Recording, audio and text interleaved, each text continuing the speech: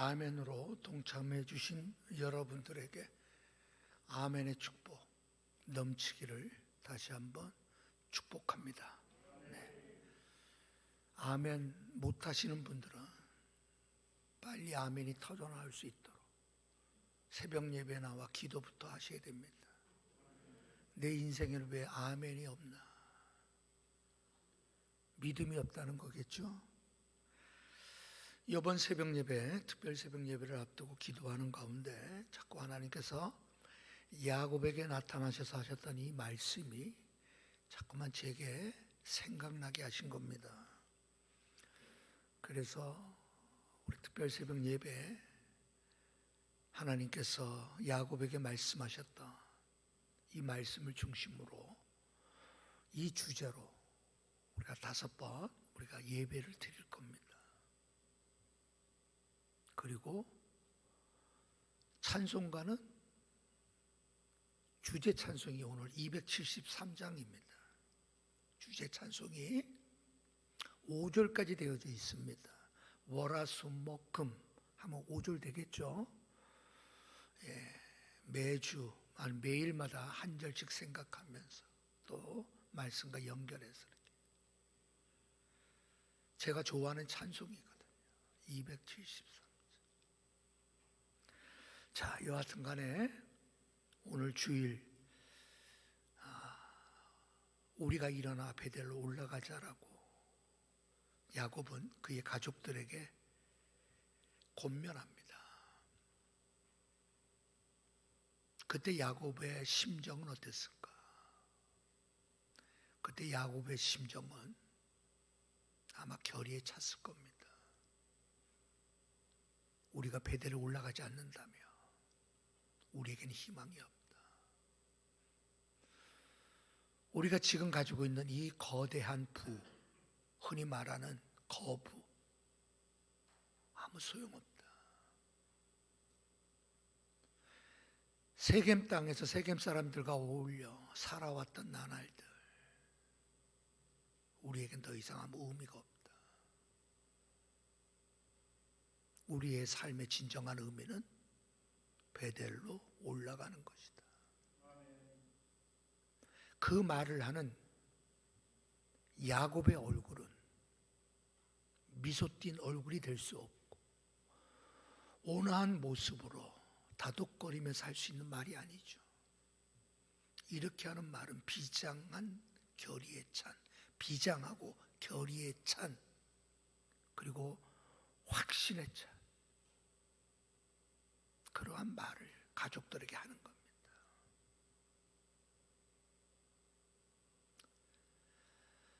제가 한번 여러분들의 한자 수준이 어떻게 되는지 한번 물어보겠습니다.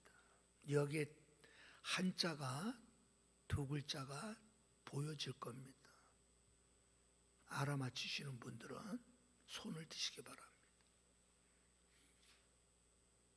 네. 어떻게 왜 손 드는 사람이 없을까? 예, 이거 정말, 어휴, 목사님, 우리 집사람은 손 안 들어도 됩니다. 아유, 우리를 어떻게 보시고.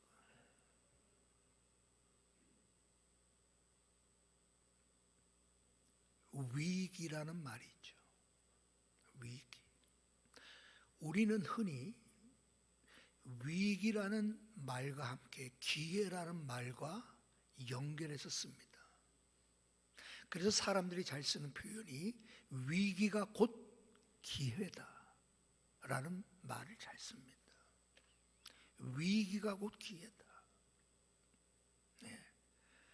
특별히 증권을 비롯해서 경제 이렇게 하시는 분들에게는 저런 말을 많이 쓰더라고요. 저는 안 해봐서 모르는데 위기가 곧 기회입니다. 사장님, 사모님, 지금 투자할 때입니다. 이렇게 얘기하나 봐. 정치인들도 잘 쓰고요. 많은 사람들이 다 씁니다. 위기가 곧 기회다. 맞는 말이죠. 멋진 말이고 꼭 우리가 기억해야 될 말이고 그런데 위기가 기회가 된다는 것은 아무에게나 찾아오는 게 아니죠. 여러분, 저 위기라는 저 단어, 한자와는 아무런 상관이 없을 듯한 사람이 저 표현을 쓴 겁니다. 누구냐? 존 F 케네디입니다. 존 F 케네디 하면 바로 미국 코앞에 있는 쿠바 미사일 사태 때 난리가 났었죠. 여러분, 그때 썼던 말이 바로 위기가 곧 기회입니다라는 말을 쓰고 싶어 했던 거예요. 자, 존 F 케네디가 이런 말을 합니다. 중국어에 보면 위기라는 말이 있습니다. 두 단어가 하나로 뭉쳐진 것인데 위험이라고 하는 위자와 기회라고 하는 기자가 합해져서 위기라는 말입니다. 그 말을 하는 거예요. 아니, 그냥 위기하면 그냥 위기로 끝나버리면 될 텐데, 케네디는 위기라고 중국 사람들이 쓰는 한자를 보면 위험이라고 하는 위자와 기회라고 하는 기자가 합하여져서 쓴 말이 위기입니다. 존 F 케네디는 뭘 말하고 싶었던 거예요? 위험, 위기, 그것만이 아니라는 거죠.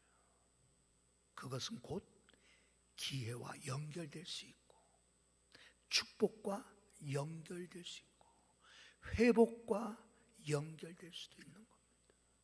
그렇죠? 위기. 개인이나 직장에서나 아니면 교회 공동체 안에도 위기는 언제나 있습니다. 지금까지 위기가 없었던 적은 한 번도 없습니다. 늘 위기가 있었지만 그 위기가 내게 기회가 되고 우리에게 기회가 되었다면 그것은 축복입니다. 영광이고 자랑이고.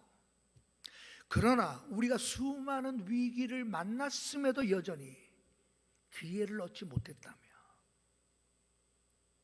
그것은 위기는 우리에게 단순한 위기로 끝나고 절망으로 끝나고 포기로 끝나고 궁극적으로는 무관심, 빠지게 만들고 마는 겁니다. 위기는, 우리에게 찾아온 위기는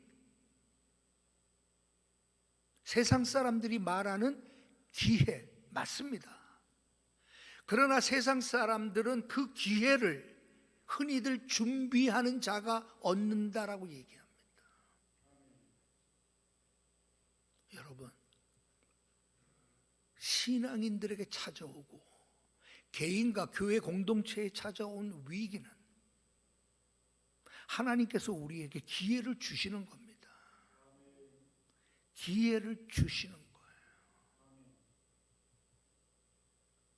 진짜 성도 되게 하기 위함이고요, 진짜 교회 되기 위함이고요, 진짜 목사가 되고 진짜 장로가 되고 진짜 권사가 되게 하기 위한 하나님의 기회를 주시는 거예요.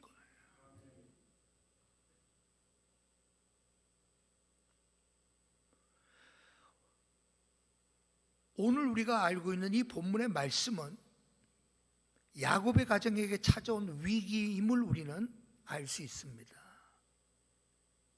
야곱의 딸 디나가 세겜 추장에 의하여 몹쓸 짓을 당하죠. 그 아들의, 추장의 아들에 의해서. 야곱의 아들들이 복수를 계획하고 치밀한 복수를 합니다.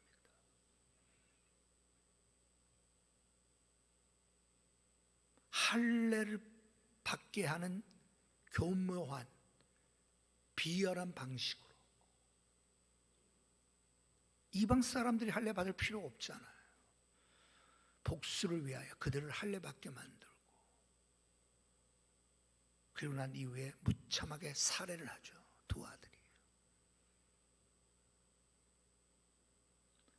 그냥 그러한 일들이 결국 야곱과 그 가정에는 상상하지 못한 악몽이 시작되어지는 첫 단계였습니다. 아니, 세겜 그 추장이 가만히 안 두겠죠.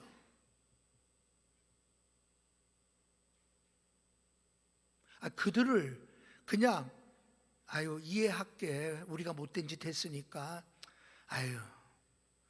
죽어도 싸, 그럴까요? 천만에. 여러분, 그 사건이 일어난 거예요. 우리는 여러분, 이 정말 악몽과 같은 사건만이 사건이 아니죠. 우리에게 일어나는 모든 것들은 우리는 가볍게 볼 수 없는 사건들로 다 연관되어져 있습니다. 그래서 우리 그리스도인들은 우연이라는 말을 안 쓰잖아요. 너 오늘 재수 없구나, 우리 이런 말 안 쓰잖아요. 우리는 모든 것이 하나님께서 나를 향한 사인으로 우리는 받아들이려고, 그렇게 해석하려고 노력하잖아요. 네. 제가 지금도 잊을 수 없는 교수님이 계셨는데, 내가 있는 학교 다닐 때 아주 진실한 그리스도인인, 집사님이었죠, 그 당시 그분은. 근데 그분이 강의 시간 한 20분인가 30분 늦은 거예요. 2시간짜리 수업에. 근데 막 울먹이면서 하시는 말씀이, 한 40년 전 얘기니까, 버스가 그렇게 늦게 올 수 없는 그 버스가, 자주 오는 버스가 그날따라 그렇게 늦었다는 거예요. 그러면서 오늘 아침 집에 나올 때 어머니와 언짢은 언쟁을 해서 하나님께서 나를 깨닫게 하신 것 같다고, 그러면서 학생들 앞에 회개를 하겠다고 그러는 거야. 이상한 사람일까요? 잘못된 건가요? 그렇지는 않겠죠. 우리는 모든 것이 우연히 일어났다고 우리는 보지 않습니다. 그것은 하나님의 신호임을 우리는 먼저 생각해야 됩니다. 하나님께서 신호를 보내주시는 거예요. 너 지금 잘못된 길을 가고 있다고. 그 길로 가면 너는 망하는 거라고. 지금은 좋아 보여도 언젠가 너가 가는 그 길이 너로 하여금 악몽을 만나게 될 거라고 하나님은 사인을 주시겠죠.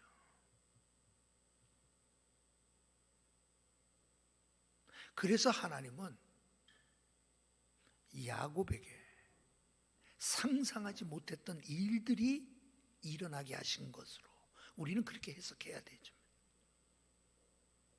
야곱의 삶 속에 이전과 같이 하나님의 일방적인 호의를 베풀어 주시고, 하나님께서 일방적으로 그를 사랑만 하셨다면, 야곱은 어쩌면 그가 가는 길이, 그가 걷고자 했던 그 길이 정말 하나님이 원하시는 길인가를 전혀 깨닫지 못했을 거예요. 왜? 우리가 알다시피 형 에서를 속이고 아버지를 속이고 죽음의 위기에서 가까스레 여러분 도망쳐 외삼촌 라반의 집으로 도망했던 때, 그곳이 바로 밧단 아람이라는 곳이잖아요. 한 600km 정도나 되는 그 먼 거리를 정신없이 도망쳐야 했던 야곱이, 여러분 그의 손에는 여러분 들려진 것이 있을 수가 없겠죠. 그래서 창세기 28장에 보면 돌베개 베고 잠자던 그날 밤 하나님이 그를 만나 주셨을 때 하나님 앞에 고백했던 그 고백이 이런 고백이에요. 야곱이 서원하여 이르되 하나님이 나와 함께 하셔서 내가 가는 이 길에서 나를 지키시고 먹을 떡과 입을 옷을 주시며 내가 평안히 세운 이 돌들이 내가 평안히 아버지 집으로 돌아가게 하시오면 여호와께서 나의 하나님이 되실 것이요 내가 기둥으로 세운 이 돌이 하나님의 집이 될 것이요 하나님께서 내게 주신 모든 것에서 10분의 1을 내가 반드시 하나님께 드리겠나이다. 28장에 보면 그 내용 나오죠. 여러분, 하나님 앞에 서원하는데 제가 유독 관심 가는 부분이 이런 내용입니다.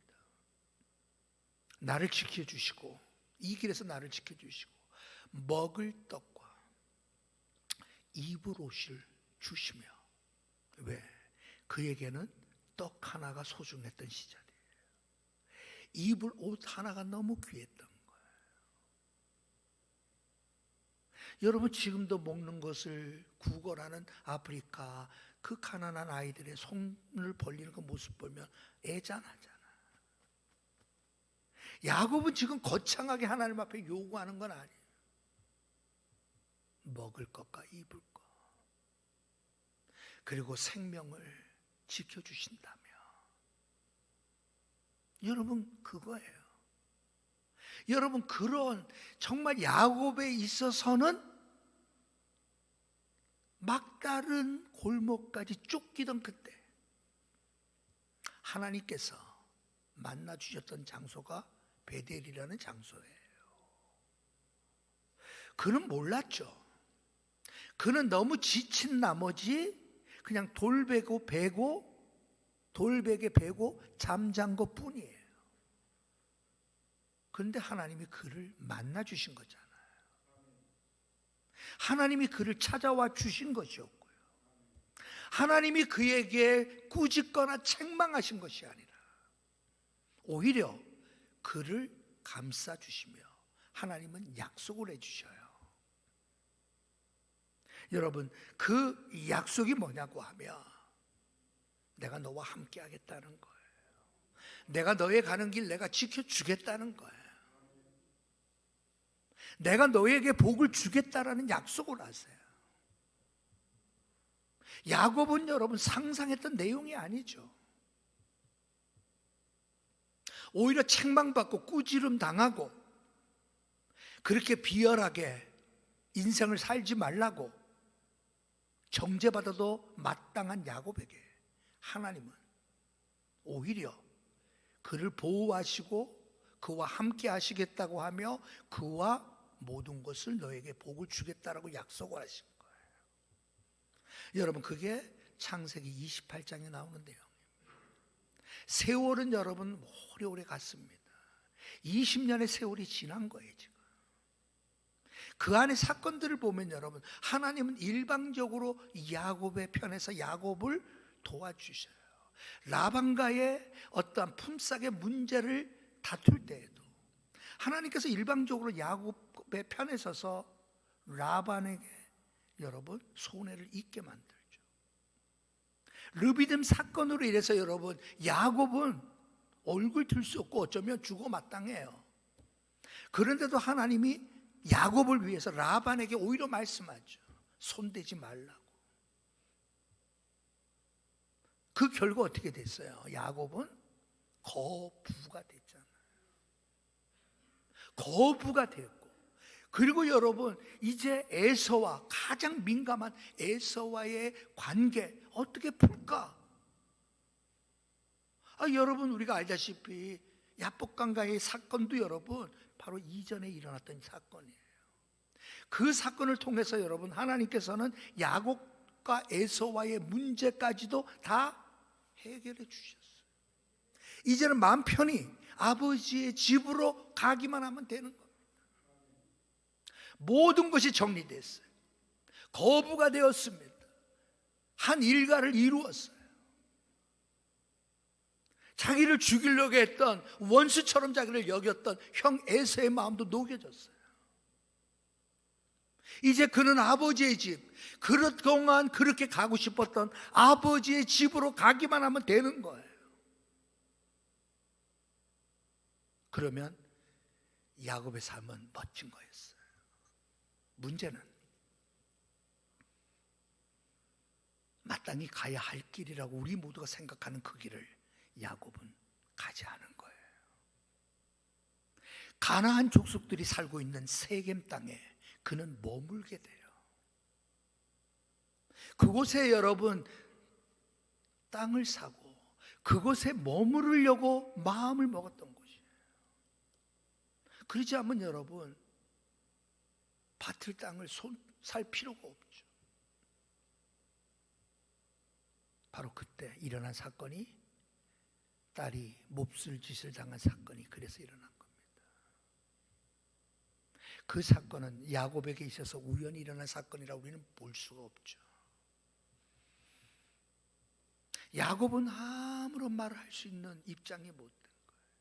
성경을 보세요. 그 일에 대해서 야곱이 앞서가지고 그놈들 우리 죽이자 막 말 못합니다. 야곱은 아무 말도 못하는 입장이 된 거예요.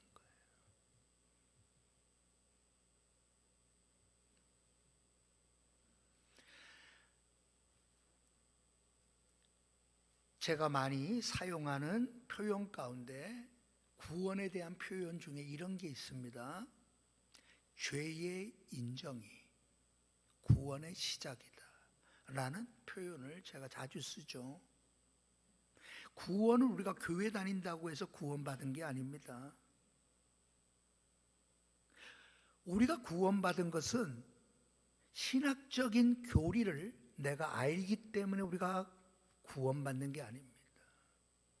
구원은 철저히 죄의 인정으로부터 시작되는 겁니다. 죄의 인정이 구원의 시작이에요.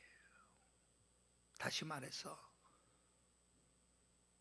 내가 얼마나 간사한 죄인인지, 비열한 죄인인지, 악독한 죄인인지, 얼마나 악행을 해왔던 자인지, 내가 그동안 걸었던 길이 얼마나 악한 길이었는지를 고백하지 않고서는 구원은 있을 수 없습니다. 구원은 죄를 인정하는 데서부터 시작되는 겁니다. 제가 왜 이 말씀을 드리는가 하면 야곱이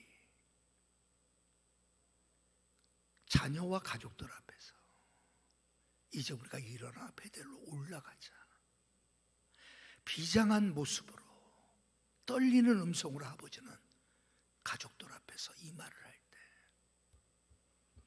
그는 자기가 죄인임을 알았던 겁니다. 죄인임을 알지 못하는 사람은 베델로 올라가자라고 말 못하죠. 백날 얘기해도 웃기만 합니다. 아니 목사님이 특별 새벽 예배를 하는데 나오세요라고 하는데 목사님 나 안 나가요? 아이고 제가 왜 나가요? 라고 말하는 사람 아무도 없습니다. 단지 웃기만 하지요. 웃기만 하지요.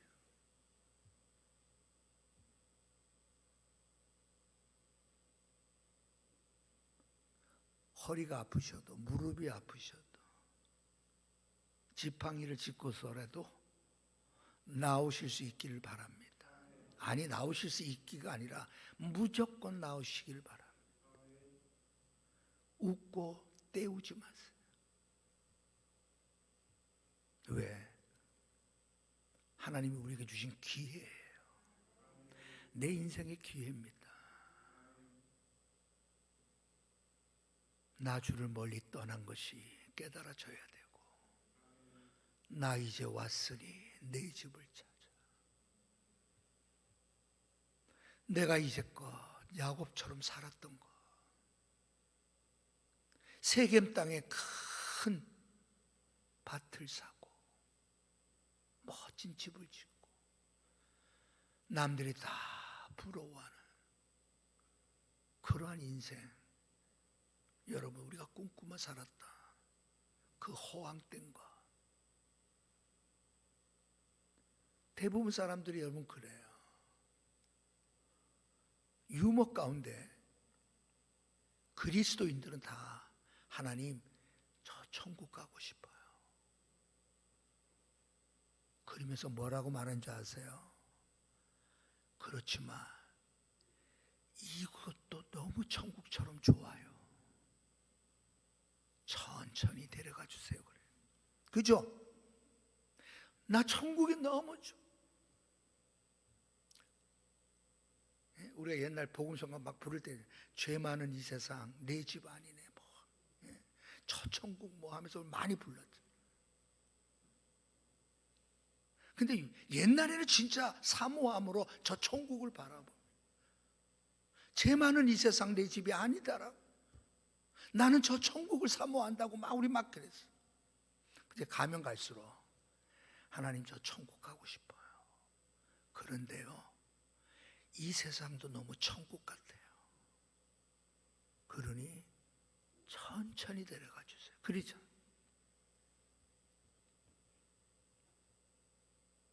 우리의 마음이 어디를 향하고 있는지를 보여주는 겁니다. 어디를 향하는지. 자신의 죄가 보여지지 않으면 이 말 못한다니까요. 자신이 얼마나 악한 자임이 깨달아지지 않으며 일어나 베델로 올라가자 말 못하는 거예요.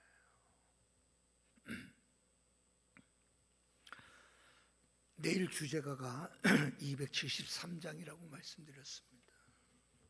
한 주간 주제가가 273장. 찬송 한 장 부르고 주제가 한 장 부르고 그 요일에 맞춰서 부를 거예요.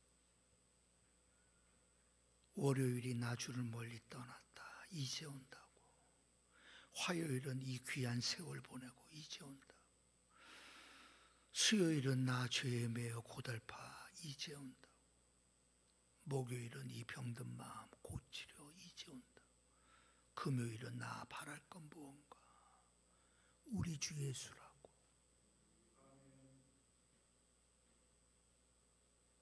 1892년에 지어진 찬송입니다.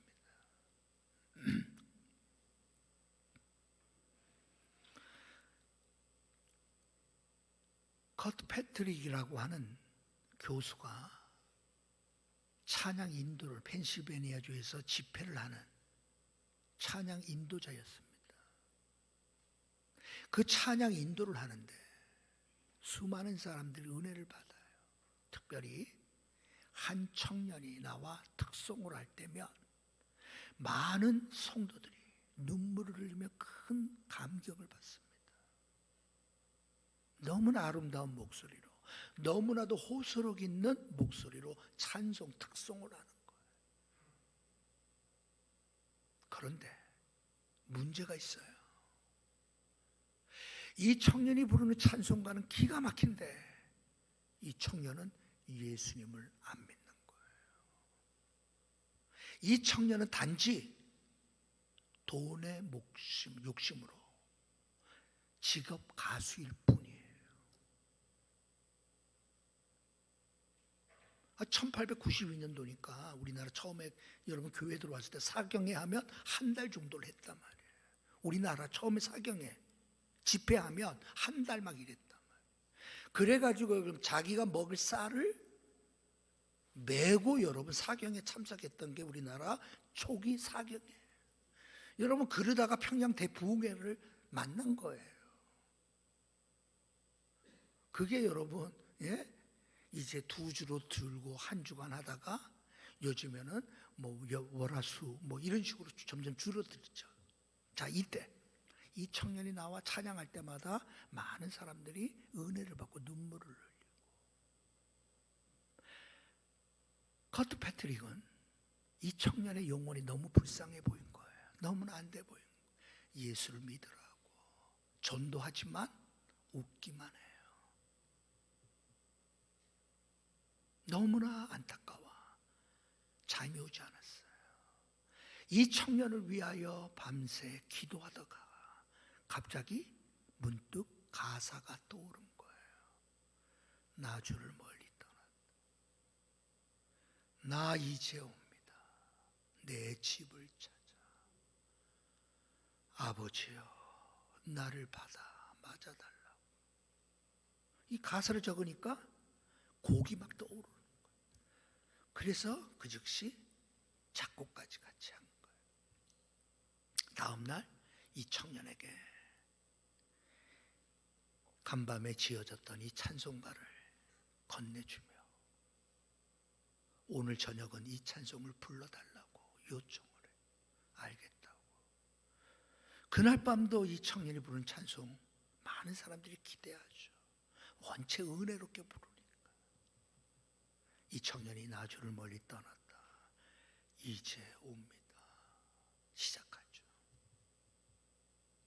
그러다가 이 청년은 끝까지 이 찬송가를 부를 수가 없었어요. 그 자리에 무릎을 꿇습니다. 흐느껴 울며 나 이제 왔다고. 내 집을 찾아 아버지여 나를 받아달라고. 그날 밤 회심의 역사가 일어나고 이 가사가 그 청년의 신앙의 고백이 된 거예요. 한 주간 여러분, 월요일 날은 나주를 멀리 떠났던 나를 생각하십시오. 화요일 날은 그 귀한 세월을 보냈던 나를 생각하십시오. 수요일은 나 죄에 매여 고달팠던 삶을 생각하십시오. 목요일은 이 병든 마음 고치러 달라고.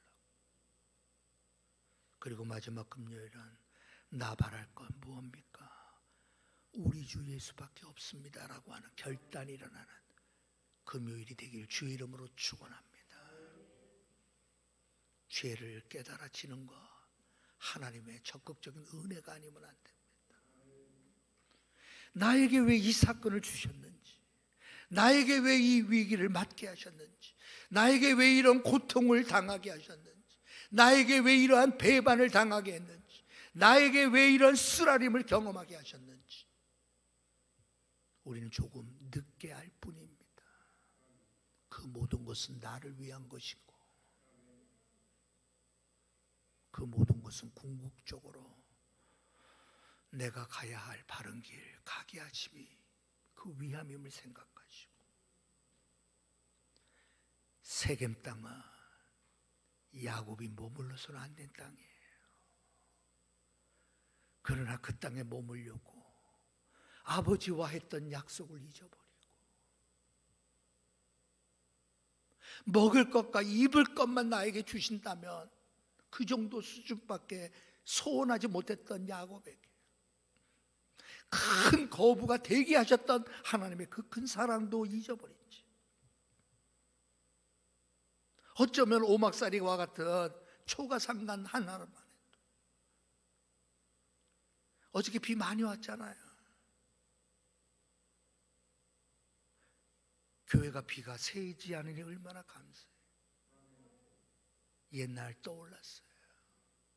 방 한 칸에 우리 5명이 살던 시절, 비가 어저께처럼 오면 깡통이 한 6개는 필요했어요. 그때가 떠오르더라고. 비가 막 소리도 막. 그때 깡통 놓고 비를 담았던 그때를 떠올랐던 거죠. 그런데도 그때도 내가 얼마나 철없으며 얼마나 개구장이었으며 얼마나 우리 어머니를 가슴 아프게 했으며 우리 어머니가 이런 말씀을 하셨었어요. 얘야, 우리 집이 바로 남산 밑이었거든요. 얘야, 나랑 같이 산에 가자. 예? 산에 가자. 그 말씀이 어떻게 많이 떠오르더라고요. 예? 죄를 깨닫는 것이 구원의 시작이에요. 나는 못된 놈입니다. 악한 놈입니다. 죄인 중에 괴수리는 표현이 그렇게 멋진 표현이 필요 없어요. 죄를 깨달아지며 아버지가 떠오르는 거예요. 그럼에도 불구하고 나를 사랑했고 지금까지 버리지 아니하셨고 지금까지 지붕에 구멍 뚫려 깡통 놓게 하지 않을 만큼 살게 하셨던 아버지가 너무 고마운 거예요. 이미 벌써 처리하셔도 이미 벌써 끝내버려도 아무 할 말 없는 나를 사랑하는 성도들과 함께 특별 새벽 예배를 위하여 준비하게 하시고 함께 새벽 한 주간 기도하게 하시고 그 모든 것들이 생각할 때 감사할 뿐입니다. 이번 한 주간도 하나님의 은혜가 풍성히 임해서 그 기쁨과 감사로 추수감사절을 맞이해야죠. 그저 멀뚱멀뚱 그저 웃고 마는 성탄 추수감사절이 되지 않고 하나님의 은혜 간격이 여러분들의 눈물 속에도 눈가에도 있기를 주의 이름으로 축원합니다.